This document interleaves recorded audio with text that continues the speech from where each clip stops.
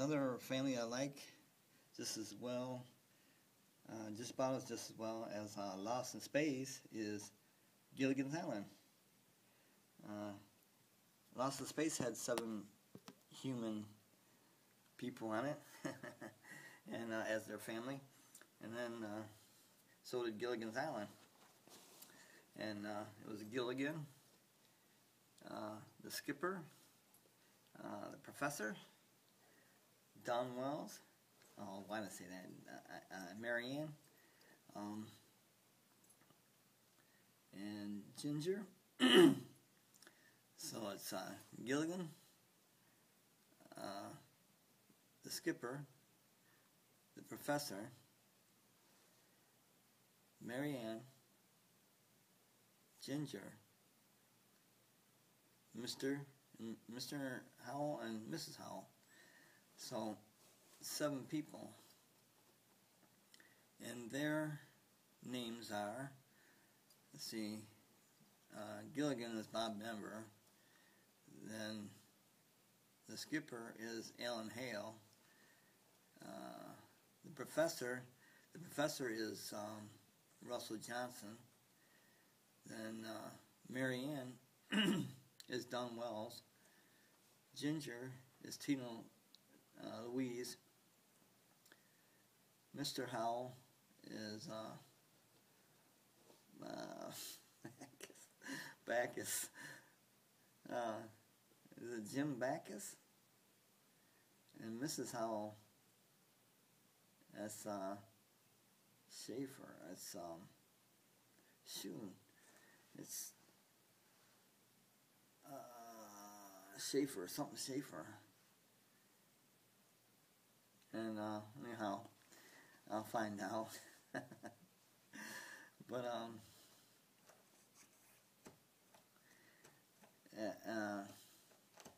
Natalie Schafer. That's who it is. Natalie Schafer. I couldn't think there for a minute after I said Jim Backus. Natalie Schafer is Mrs. Howell's name, and I liked Lost in Space a little bit better because it's out in space, where Gilligan's Island is just lost on a boat. I mean, on an island, and so I tend to like Lost in Space better because I'm more of a sci-fi person that likes space stuff, like that new thing today. Today is 4/8/2015.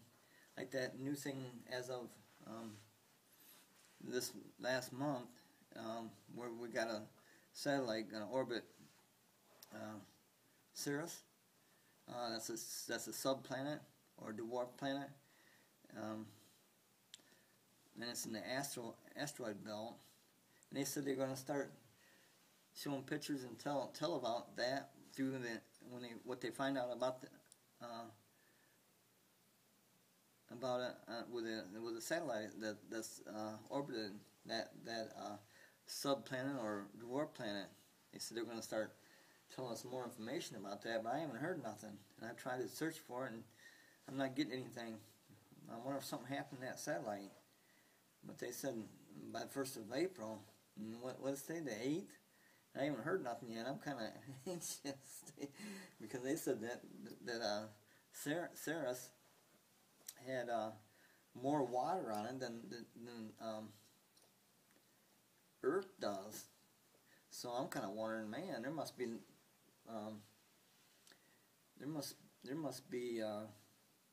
some kind of life there.